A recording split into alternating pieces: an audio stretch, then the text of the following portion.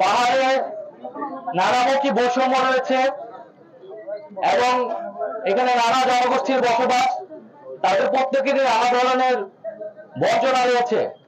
আমরা কিন্তু লড়াই সংগ্রাম করে একটা নতুন বাংলাদেশের স্বপ্ন দেখছি, যেখানে আমরা সবাই একসাথে সম্প্রীতির সাথে সকলের অধিকার নিশ্চিত করতে পারবো এবং সকলকে দূর করতে পারবো। তো সেজন্য আমাদের সবাই সহযোগিতা দরকার এবং আমি আশা করবো যে সেই সহযোগিতা আমরা সবার কাছ থেকে পাবো।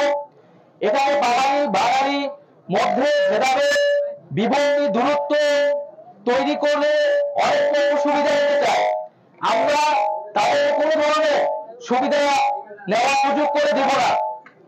এবং আমরা বলবো যে পাহাড় সমতল সব মিলিয়ে কিন্তু বাংলাদেশ, এই পাহাড়ও আমার, এই সমতলও আমার, সবাই বাংলাদেশের নাগরিক এবং সকল নাগরিকের অধিকার সমান। তো সেই জায়গাটায় আমাদের শ্রদ্ধা সম্মান রাখতে হবে। আমরা যাতে সকল নাগরিকের অধিকার, তাদের ভাষা, সংস্কৃতি সবকিছুকে শ্রদ্ধা সম্মান করে একত্রে বসবাস করতে পারি, সকলের অধিকার যাতে সেখানে রক্ষা করা হয়। তো সরকারের জায়গা থেকে আমরা কাজ করে যাচ্ছি।